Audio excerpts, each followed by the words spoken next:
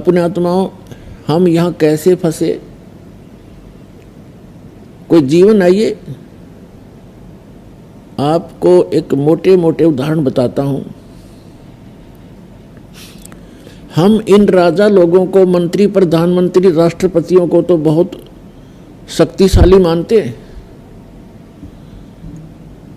और ये आपदाएं इनको भी झेलनी पड़ती है। तो आप जैसे और हम जैसों की क्या औकात है? क्या बताते हैं? अब जैसे एक पोलैंड देश का पूरा मंत्रिमंडल एक वायुयान के द्वारा एरोप्लेन से किसी नेता के शोक व्यक्त करने के लिए जा रहा था। पूरा मंत्रिमंडल, जिसमें 96 सदस्य थे, व्यक्ति थे, सारे एमपी, प्रधानमंत्री और अन्य मंत्रीगण, और दुर्घटनाग्रस्त हो गए, जा रहे थे दूसरे का शोक व्यक्त करने, और आप ही मृत्यु को प्राप्त हो गए। आप तो केवल एक छोटी मोटी कोई कोठी की आशा लगाए बैठे होगे, कोई बेटा या बेटी की, या कोई छोटी मोटी प्लाट हो जावे, कोई नौकरी मिल जावे, और मंत्री और प्रधानमंत्री, उनकी कितनी आशाएं होंगी, वो किस आशा को लेकर जी रहे थे, और एक पल में वो आशा तो प्राप्त हुई नहीं, आशा तो पूर्ण हुई नहीं, शरीर पूर्ण हो गया, जीवन पूर्ण हो गया अचानक, ऐसे गंदे लोक में। और हम ये बच्चों वाले खेल खेल रहे हैं। परमात्मा कहते आपकी बुद्धि को चोर ले गए, आपके पास है नहीं। बहुत से प्रमाण हैं आपके सामने। एक आंध्र प्रदेश का मुख्यमंत्री, एक अरुणाचल का प्रदेश का मुख्यमंत्री। अब मुख्यमंत्री हेलीकॉप्टर से जा रहा था, और उसकी इंतजार में ना जाने कितने लोग आशा लिए खड़े थे, उनसे ये मांगेंगे, उनकी आरती उतारेंगे, उनको माला डालेंगे, और वो पता नहीं क्या क्या उम्मीद लेकर जी रहे थे, और एक्सीडेंट को प्राप्त हुए। तीसरे दिन लाश मिली उनकी, गिद्दड़ घसीट रहे थे उन लाशों को। तो पुण्यात्माओं, परमात्मा हमें समझाना चाहते हैं। परमात्मा कहते हैं राम नाम कड़वा लगे,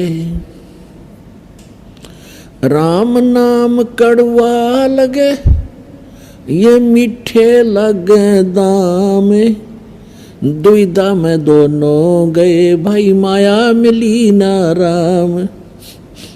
परमात्मा पाने के लिए हमने इस माया का लालच छोड़ना पड़ेगा, और परमात्मा में हम दृढ़ हो जाएंगे तो माया तो छाया की तरह आपके साथ रहेगी। पर यह विश्वास आपको हो नहीं पाता, क्योंकि हम परमात्मा से मिलने वाले लाभ को अभी तक प्राप्त नहीं कर पाए, इसलिए हमें अविश्वास सा बना हुआ है। जैसे अन्य संतों से दीक्षा प्राप्त जितने भी भक्त हैं, वो भक्ति भी श्रद्धा से करते हैं, लेकिन परमात्मा से मिलने वाला लाभ उन्हें प्राप्त ना होता, जिस कारण से वो अन्य विकार भी और छल कपट, वो उसी तरह की क्रियाओं में लीन रहना पड़ता है, उनकी मजबूरी है। एक समय ये दास हमारे पूज्य गुरुदेव जी का जो मूल स्थान है तलवंडी भाई,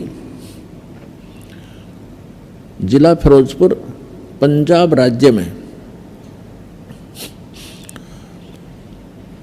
गुरुदेव जी के सतलोक गमन के उपरांत वहाँ सत्संग करने जाया करता था सेकंड संडे को। तो दास ने संडे का सत्संग करने जाना था, और शुक्रवार को हमारे गुरुदेव के जो शिष्य थे उनका कोई रिलेटिव आया हुआ था, और वहाँ कोई वृद्धा की मृत्यु हो गई थी, उसका शोक व्यक्त करने आया था। शनिवार को वो जा रहा था। हमारे भक्तों ने, गुरुदेव जी के भक्तों ने उनसे कहा कि आप सत्संग सुन के जाना, आज रुक जाओ सैटरडे को, और कल संडे को सत्संग होगा, फिर चले जाना। वो कहने लगा मुझे बहुत आवश्यक कार्य है, एक पार्टी से मेरा एग्रीमेंट होना है और वो कल संडे को आएगी। उससे पहले मैंने उनके लिए रेस्टोरेंट बुक कराना है, ऐसे करना है, वैसे करना है। उनके रिश्तेदारों ने जो भक्त हैं उन्होंने बार बार उसे प्रार्थना की कि आप सत्संग सुनो। अब 12-1 तो बज ही गया है, कल रुक जाओ, कल सत्संग सुनना। 9 बजे से लेकर 11 बजे तक 2 घंटे सत्संग होगा। ये गर्मियों का मौसम था। उसने कहा कि नहीं, आपको नहीं मालूम, मुझे कल जो मेरा एग्रीमेंट होना है उसमें मुझे 5 लाख रुपए का बेनिफिट होगा। तो उन्होंने कहा कि आप सुबह निकल जाना, 4 बजे कल मीटिंग बता रहे हो संडे को, यहाँ से 11 बजे सत्संग समापन होगा, आप चले जाना। 12 बजे चलोगे तो भी 3 बजे पहुँच जाओगे, 4 बजे पहुँच जाओगे। कहने का भाव ये है कि उसने उनकी एक नहीं मानी और जैसे तैसे वो वहाँ से चला गया। अंबाला के पास जाकर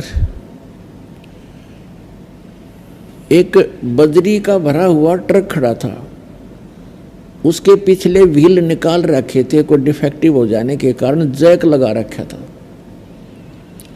अब उसने तो एग्रीमेंट दिखा था और 5 लाख रुपए दिखे थे। अंधा हो रहा था माया में।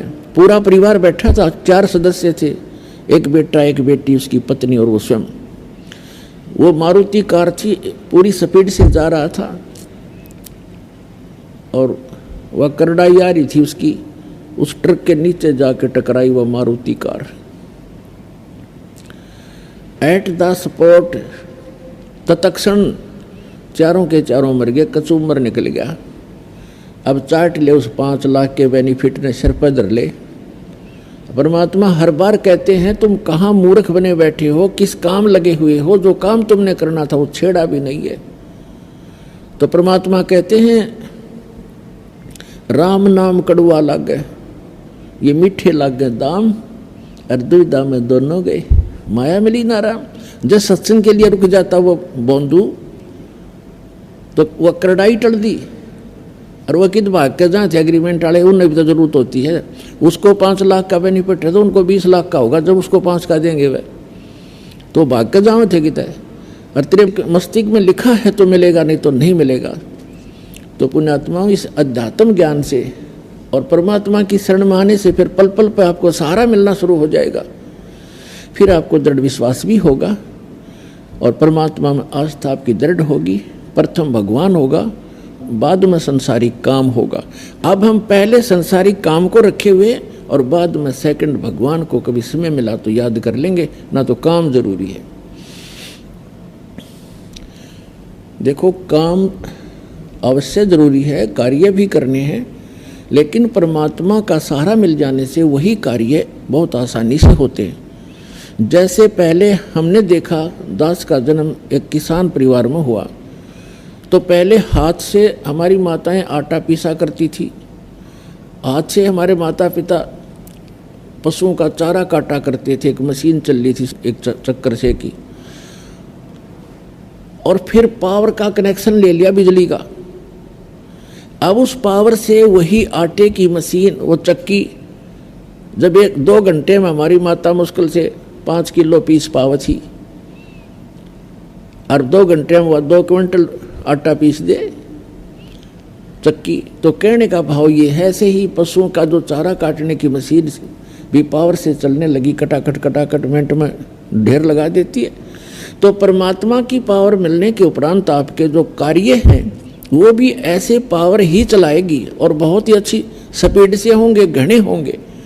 पर अभी तक आपको ये विश्वास बन नहीं पा रहा, क्योंकि आपको जहाँ से कनेक्शन प्राप्त है वो पावर हाउस नहीं है, वो तो किक करके लटके तार बांध कर आपको कनेक्शन दे रहे हैं और उसको पावर हाउस बता रहे हैं।